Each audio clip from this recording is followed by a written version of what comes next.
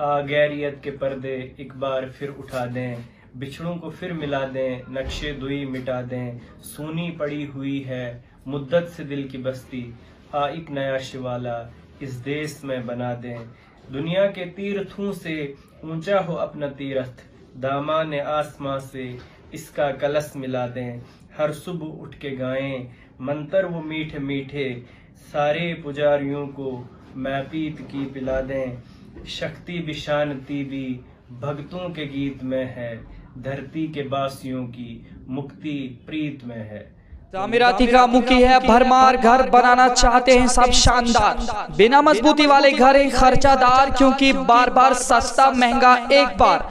अगर चाहते हैं आप भी घर शानदार तो जरा भी न करिए इंतजार, क्योंकि आप डोडा के गणपत ब्रिज से कुछ फासले की दूरी खलैनी रोड पर प्रो बिल्डर्स ने खोला है होलो ब्लॉक्स का कारखाना, जिसमें अंबुजा सीमेंट से बनाए गए होलो ब्लॉक्स के छोटे बड़े सभी साइज कम से कम दामों पर दस्तयाब हैं। होलो ब्लॉक्स कच्ची ईंटों से ज्यादा मजबूत, पत्थरों से कम दाम और वक्त की तेज रफ्तारी को पकड़ने में आसानी पैदा करने के अलावा मजदूरी की उजरत में कमी लाने में नुमाया रोल अदा करता है। हासिल करने के लिए जल्दी से इन नंबरात पर राब्ता करें 7006820070 9858131580। आदाब सर जी।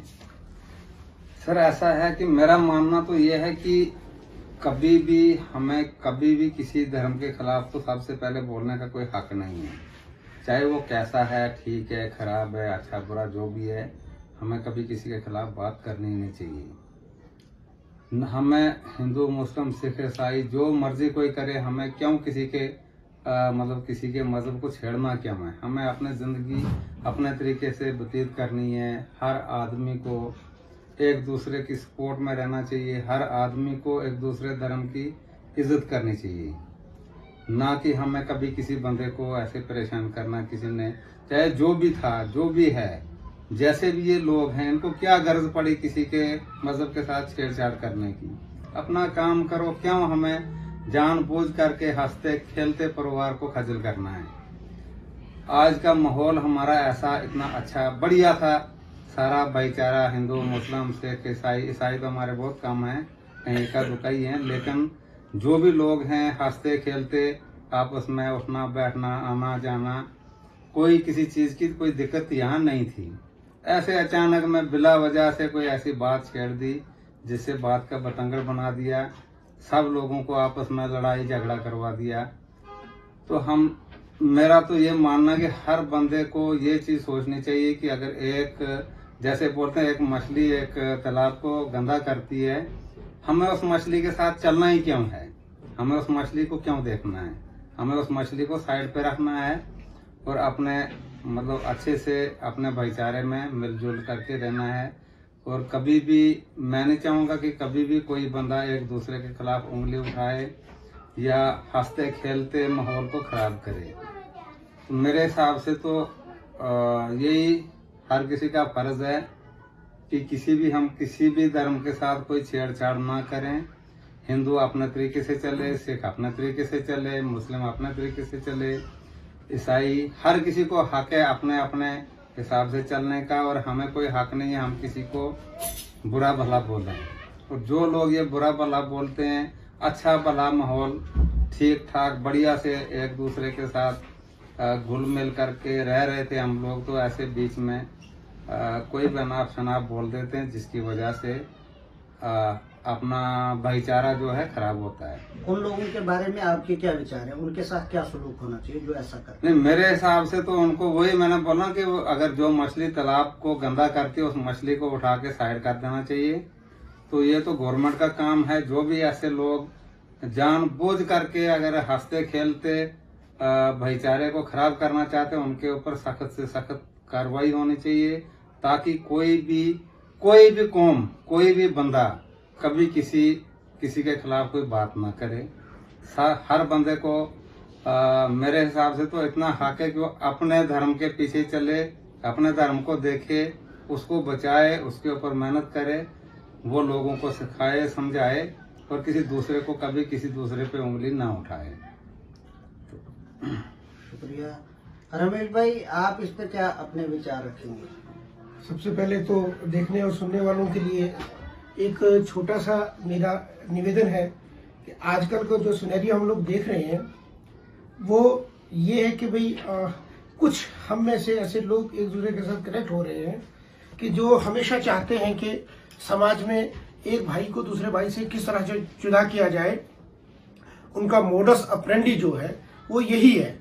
हमें उन लोगों को तर्क करने की जरूरत है और जो भी अनासिर या जो हम लोग इकट्ठे होकर एक हजूम की शक्ल में किसी को मीडिया को ब्रीफिंग करते हैं तो सबसे पहले हम कोई ब्रीफिंग दें, चाहे वो किसी भी अधिकारी है, पॉलिटिकल पार्टी से है, कोई भी है, कम से कम वो उस चीज का अध्ययन करे कि जो मैं बात बोल रहा हूं, जिस बात को मुंह से बोलो उसे पहले मुंह में तोलो। आप उसका रिसर्च करिए कि इसका पीछे लॉजिक क्या है। आज भी हम लोग पिछले 4 दिनों से हम लोग आप तीनों के साथ हम लोग डिस्कशन कर रहे हैं, लेकिन कहीं ना कहीं हम इस चीज से आहत हैं कि जिस चीज पे हमें काम करना चाहिए था, लोगों को अपने धार्मिक ग्रंथों की जानिब जोड़ना था, वो काम तो हम कर नहीं रहे हैं। हम अपना प्लेटफॉर्म, अपनी चेयर को सबसे ऊपर रख के हम किस तरह से वर्ग लगाएंगे, लोगों को किस तरह से डिमोरलाइज करेंगे, अपने रिलीजियस से किस तरह किसको तोड़ के अपनी रागिब करवाएंगे, उस पे हमारा फोकस है। जो जिस हेतु अल्लाह ताला ने, उस भगवान ने इस धरती पे हमें भेजा था, वो हम काम तो भूल गए जरा। हम तो वो काम कर रहे हैं जिसकी हमें मनाही है। अक्सर हम लोग अगर, जैसे इरफान भाई साहब ने परसों बात की थी कि आप अगर जंग में भी हैं तो आपने अपने बुजुर्गों का, अपने छोटे बच्चों का और जो फसल लहलाती है उसका ख्याल रखना है। इसका मतलब ये है कि हमारा जो सनातन है वो तो जानवरों को भी इतनी मतलब रिस्पेक्ट देता है कि गाय को जिसे माता मानते हैं, जिसका हम सब दूध पीते हैं, उसने ये नहीं देखा कि कौन सा मजहब का बच्चा मेरा दूध पी रहा है, कौन सा खेत में मेरे कौन सा गोबर जा रहा है। तो अल्टीमेटली मेरा एक ही सबमिशन है सभी आवाम से, जो भी ये दंगे फसाद के बीच में अपनी जो पनपने का एक नजरिया बना रहे हैं, कि वो आप जिस भी ग्रंथ को मानते हैं, जिस भी मजहब को मानते हैं, कृपया मेरी हाथ जोड़ के सबसे विनती है कि समाज के प्लेटफॉर्म से आने से पहले आप उसका लॉजिक देखिए और अपने जो ग्रंथ हैं, कुरान है, गीता है और खास करके वेद जो हमारे सबसे पुरानी चीज है जिसे हमें अध्ययन करने की जरूरत है, आप उससे शुरुआत से पढ़िए।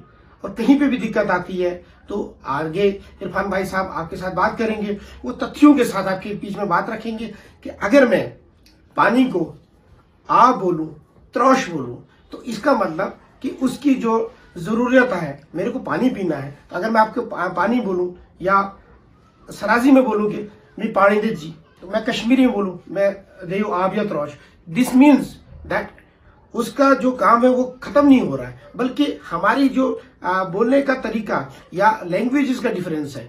अल्टीमेटली हम लोग सिर्फ इल्तजा लोगों से ये करना चाहते हैं कि हमें कोई भी हक नहीं है एक दूसरे का दिल दुखाने का, क्योंकि मजहब नहीं सिखाता आपस में बैर रखना। हिंदी है हम, वतन है हिंदुस्तान हमारा। तो बाकी वाली डिस्कशन हम लोग इरफान भाई से सुनेंगे। मेरी इल्तजा है कि हम लोग इस तरह से बात करें कि हम लोगों के दिलों को अपनी ओर खींचने की कोशिश करें।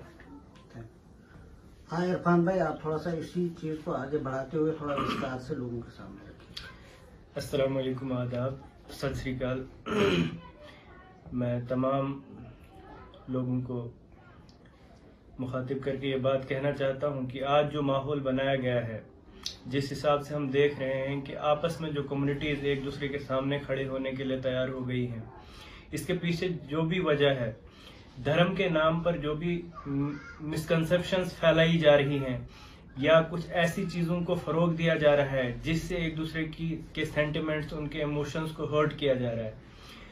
तो मसला ये है कि देखिए, धर्म जो है, धर्म हरगिज ऐसी कोई तालीम नहीं देता है कि हम किसी के सेंटिमेंट्स को, किसी के इमोशंस को हर्ट करें, हमारी बात से, हमारे अमल से, हमारे कर्म से किसी को तकलीफ पहुंचे।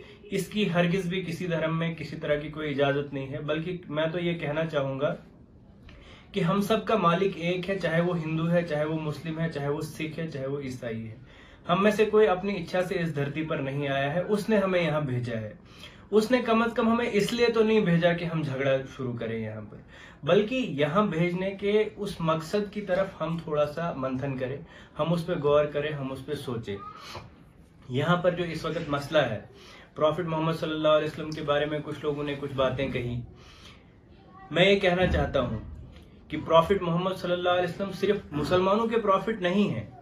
जैसे कि मैंने पहले भी कहा, जो ईश्वर है उसने हम सबको अपनी मर्जी से यहाँ भेजा। हमने किसी ने दरखास्त नहीं दी थी कि मुझे किस घर में किस धर्म में पैदा करना।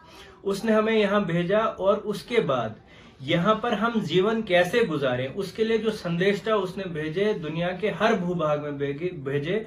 पवित्र कुरान कहता है कि वलिकुल्लि उम्मतिन रसूल, हमने हर उम्मत में, हर कौम में अपना एक ईशदूत भेजा, अपना एक पैगंबर भेजा। उसने वहां की भाषा में उनको मैसेज दिया। अब वो मैसेज भारत में भी आया, वो मैसेज दुनिया के दूसरे मुल्कों में भी आया, वो मैसेज अरब देश में भी आया, जिस मुल्क में भी आया वहां की भाषा के मुताबिक आया। हम ये मानते हैं कि अंतिम ईशदूत जो है वो अरब देश में आए और उन्होंने वही मैसेज दिया जो सबसे पहले दिया था, और वो सारी मानवता के लिए दिया था। जो पहले मैसेज मालिक ने भेजा था, चाहे वो संस्कृत भाषा में भेजा, चाहे वो हिब्रू भाषा में भेजा, वो भी किसी पर्टिकुलर कम्युनिटी के लिए नहीं था, बल्कि सारी मानवता के लिए था। और जो अंतिम ईशदूत ने जो मैसेज लाया, जो ईश्वर का मैसेज वो लेके आए, वो भी किसी पर्टिकुलर कम्युनिटी के लिए नहीं था, बल्कि वो सारी मानवता के लिए था। हम सब ये मानते हैं, हम प्रॉफिट मोहम्मद सल्लल्लाहु अलैहि वसल्लम को मुसलमानों का रसूल नहीं कहते हैं, बल्कि हम उनको रहमतल लिल आलमीन कहते हैं। तमाम जहानों के लिए उनको रहमत बनाकर भेजा गया। अब यहाँ पर अज्ञानता की वजह से लोग ये समझते हैं कि ये शायद मुसलमानों के प्रॉफिट है, ये उनके प्रॉफिट है, बल्कि हम ये कहते हैं प्रॉफिट जितने भी हैं इस्लाम के मुताबिक 1 लाख से ज्यादा, 1,24,000 प्रॉफिट्स आए। कुरान में चंद एक प्रॉफिट्स का जिक्र आया, ज्यादा प्रॉफिट्स का जिक्र इसलिए नहीं दिया वरना ये पवित्र कुरान जो गाइडेंस की बुक है, ये एक हिस्ट्री की बुक बन जाती, इसलिए चंद एक के वाकयात हमें बताए गए। ऐसा नहीं है कि भारत में प्रॉफिट्स नहीं आए, यहाँ पे भी आए, यहाँ पर भी संदेशा आए, यहाँ पर भी मैसेज आया। उस मैसेज को जब हम देखते हैं तो हमें एक कॉमन मैसेज मिलता है। वेद में जो चीजें मिलती हैं उसकी मिलती जुलती चीजें हमें बाइबल में भी मिलती हैं और पवित्र कुरान में भी मिलती है। हमें वेद ये बात कहता है कि समानो मंत्रा समिति समानी समानम मना सह चित्त में शाम। हमें पवित्र कुरान ये कहता है कुलिया अहलल किताब ताअलू इला कलिमतिन सवाइम बैनना व बैनकुम। इसका अर्थ ये है कि हे मानो, ए इंसानो, तुम आओ सब मिलकर उस बात की तरफ जो तुम में कॉमन है। अगर हम उस मुश्तरक बुनियाद पे जुड़ जाएं, एक मुश्तरक बुनियाद ये है कि हम अपनी इच्छा से नहीं आए, हमें उस मालिक ने भेजा। अगर हम इसी बुनियाद पे जुड़ जाएं, डिफरेंसेस बहुत सारे हो सकते हैं। मसला ये है कि अब ये आस्था का विषय बन गया है। मुस्लिम लोग चूंकि ईमान रखते हैं, आस्था रखते हैं प्रॉफिट मोहम्मद सल्लल्लाहु अलैहि वसल्लम, हालांकि वो प्रॉफिट वो सबके हैं, लेकिन जिन्होंने उन पर्टिकुलर जो उनको फॉलो करते हैं उनके साथ वो इमोशनली अटैच हैं, ईमान के हिसाब से अटैच हैं, इसलिए उनके खिलाफ अगर कोई बात होती है तो ये एक ईमान वाले के लिए बर्दाश्त नहीं हो सकती।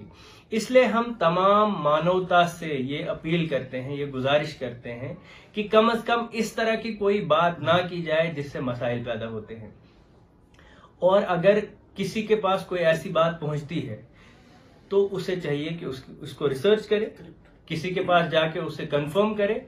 उससे पहले उस बात को पब्लिक में बोलने की जरूरत नहीं है जिससे मसाइल पैदा हो। ऐसे बहुत से मसले हैं जो सनातन धर्म में है, अगर मैं बोलूं तो कल को मुझे सनातन धर्म वाले डंडे उठा के मुझे मार डालेंगे। लेकिन मैं समझता हूं कि धर्म में इस तरह की बहुत सी बातें होती हैं जो कभी गलत तरीके से आ जाती हैं, या ऐसा होता है कि उसके पीछे कुछ रीजंस होते हैं, लेकिन हमें उसका एहसास करना चाहिए और उसका एहतराम करना चाहिए, उसका अदब करना चाहिए। हम तो ये मानते हैं, पवित्र कुरान ने कहा है सूरह शोरा, सूरह नंबर 26 उसके आयत नंबर 196 में कहा व इन्नहु लफी ज़ुबुरिल अव्वलीन। इस पवित्र कुरान में जो मैसेज है और जो प्रॉफिट मोहम्मद सल्लल्लाहु अलैहि वसल्लम का मैसेज है, ये सिर्फ इस कुरान में ही नहीं है बल्कि आदि ग्रंथों में भी है। आदि ग्रंथों से मुराद यानी इससे पहले जितने ग्रंथ आए, चाहे वो बाइबल है, चाहे वो इंजील है, चाहे वो ये वेद है, चाहे कोई दूसरा ग्रंथ है, अगर हम उनमें गौर करते हैं तो हमें वहां भी प्रॉफिटहुड का जिक्र मिलता है, प्रॉफिट मोहम्मद सल्लल्लाहु अलैहि वसल्लम का जिक्र मिलता है, भविष्य पुराण में मोहम्मद सल्लल्लाहु अलैहि वसल्लम का नाम से जिक्र मिलता है। तो ये क्यों है? ये इसलिए है कि मालिक ने हर जगह वो मैसेज ऐसे दिया है कि लोग एक दूसरे को समझें, उस मैसेज को समझें और आपस में जुड़ें, एक दूसरे की चीजों को समझें, एक दूसरे के करीब आए, न कि नफरतें फैलाएं। देखिए, मालिक ने हमें यहाँ भेजा और बिल्कुल भी कभी ये नहीं चाहते, अल्लाह की प्लानिंग, उस ईश्वर की प्लानिंग ये नहीं है कि सब एक तरह से सोचने लग जाए। सूरह यूनुस में, सूरह नंबर 10 में आयत नंबर 99 है, उसमें कहा वलौ शाअ रब्बुका लआमना मन फिल अर्ज़ि कुल्लुहुम जमीआ, अगर तुम्हारा रब चाहता तो धरती पर सारे के सारे जो लोग हैं वो सब एक ही आस्था के हो जाते, एक ही तरह का ईमान उनका हो जाता और एक ही सोच के हो जाते। अफअंत तुकरिहुन नास हत्ता यकूनु मुमिनीन, अब क्या तुम जबरदस्ती करोगे लोगों को कि ये क्यों नहीं मेरी बात मान रहे हैं? यानी अगर जबरदस्ती करनी होती तो खुदा खुद कर लेता, मालिक खुद कर लेता। तो ये जबरदस्ती का विषय यहाँ नहीं है, बल्कि हर एक को अपनी बात मोहब्बत के साथ दुनिया के सामने रखने का हक है। अगर आपको ये लगता है कि किसी के यहाँ कोई गलत चीज है तो उसको इस तरह से बयान नहीं करना है कि उससे फसाद फैले, बल्कि हर तरह के स्कॉलर्स दुनिया में मौजूद हैं, उनके पास जाके उन चीजों को समझने की कोशिश करें। आपको लगता है कि इसमें कोई गलती है तो उसको भी एक अच्छे तरीके के साथ सामने लाएं, ताकि लोग उसको उस पर गौर फिक्र कर सकें और अगर हमें समझ में नहीं आई तो वो हमें समझा सकें। तो यही विनती है हमारी कि कोई भी बात कहने से पहले उसको अच्छे से सोच लिया करें। और हम एडमिनिस्ट्रेशन से ये अपील करते हैं कि इस तरह के लोग, जब भी कोई इस तरह की बात होती है कहीं, तो आप फौरन उस पर एक्शन लें, ताकि लोगों का गमो गुस्सा, लोगों को बाहर निकलने की जरूरत ना पड़े, जिससे माहौल में फर्क पड़ता है। और हम बाकी तमाम लोगों से भी अपील करते हैं कि अगर कोई इस तरह की हरकत करता है तो हमें सबको मिलके, हिंदू मुस्लिम सिख ईसाई सबको मिलके एक ऐसा सोशल प्लेटफॉर्म बनाना चाहिए कि मिलके हम जाएं एडमिनिस्ट्रेशन के पास और एक कंप्लेंट दर्ज करें और उनको वहां पर बुलवाएं और उनकी काउंसलिंग हो, उनको सीधा रास्ता दिखाया जाए और उनको इस बात पर कन्विंस किया जाए कि आप रिसर्च करो, आप पढ़ो, अदरवाइज अगर आपने फितना फैलाना है तो फिर ये गवर्नमेंट की जिम्मेदारी है कि उनको अरेस्ट किया जाए। तो यही हमारी विनती है। हम बहुत ही अदब के साथ सारे लोगों को फिर से रिक्वेस्ट करते हैं कि आइंदा से इस तरह की कोई हरकत नहीं होनी चाहिए। प्रॉफिट मोहम्मद सल्लल्लाहु अलैहि वसल्लम सिर्फ हमारे प्रॉफिट नहीं, बल्कि ये सारी मानवता के प्रॉफिट है। उन्होंने जो संदेश दिया, मैं सबसे गुजारिश करता हूं कि आप उस संदेश को देखिए, जानिए। इसलिए नहीं जानिए कि हम ये कह रहे हैं कि बस आप प्रॉफिट मोहम्मद सल्लल्लाहु अलैहि वसल्लम की जिंदगी को पढ़िए और मुसलमान हो जाइए, बात ऐसी नहीं है। लेकिन आप देखिए, जानिए उन्होंने मैसेज क्या दिया है। अगर वो मैसेज मानवता के खिलाफ है तो हम बैठ के बात कर सकते हैं, मानवता के खिलाफ किस जगह है उस पर हम डिस्कशन कर सकते हैं। लेकिन ऐसा नहीं होना चाहिए कि हम एक दूसरे पे कीचड़ उछालें। आज प्रॉफिट मोहम्मद सल्लल्लाहु अलैहि वसल्लम के खिलाफ किसी ने बात की, कल यहां से कोई उठ के सनातन धर्म के खिलाफ बात करेगा, कल को वहां से फिर एक ग्रुप उठ के इस्लाम के खिलाफ बात करेगा। इससे क्या होगा, एक फसाद शुरू हो जाएगा, एक दूसरे को नुकसान पहुंचाने वाली बात हो जाएगी। तो ये बिल्कुल भी कोई तरीका नहीं है। और ये लोग जो भी करते हैं, ऐसा करने वाले जितने भी लोग हैं, मैं दिल से भी ये मानता हूं और ये यकीन के साथ कहता हूं कि उनका धर्म से कोई लेना देना नहीं है। वो धर्म को नहीं जानने वाले लोग हैं, वो धर्म के नाम पे अधर्म फैला रहे हैं। और मेरी उनसे भी ये विनती है कि कृपया करें, आप ग्रंथों की ओर आएं, ग्रंथों को देखें, उनको पढ़ें और जो गाइड मालिक ने भेजे हैं, जो ऋषि मुनि, जो प्रॉफिट्स आए हैं, उनकी जीवनी को भी देखें और देखें कि सही रास्ता कौन सा है, जिससे हमारी दुनिया भी सफल हो सके और हम जब इस दुनिया से चले जाएं तब भी हमारा नाम यहाँ पर भी और जहाँ हमने जाना है वहां पर भी हम कामयाब हो सके। मैं कुलियात इकबाल के इन अशार से अपनी बात को खत्म करना चाहूंगा। गैरियत के पर्दे एक बार फिर उठा दें, बिछड़ों को फिर मिला दें, नक्शे दुई मिटा दें, सूनी पड़ी हुई है मुद्दत से दिल की बस्ती, एक नया शिवाला इस देश में बना दें। दुनिया के तीर्थों से ऊंचा हो अपना तीर्थ, दामान आसमां से इसका कलश मिला दें। हर सुबह उठ के गाएं मंतर वो मीठे मीठे, सारे पुजारियों को मैं पीत की पिला दें। शक्ति भी शांति भी भक्तों के गीत में है, धरती के बासियों की मुक्ति प्रीत में है। तो यही प्रेम का संदेश हम सारी मानवता को देना चाहते हैं कि अगर हम वाकई इस धरती पर अमन और शांति चाहते हैं तो प्रेम के सिवा हमारे पास कोई दूसरा हथियार और कोई रास्ता नहीं है। बहुत बहुत शुक्रिया।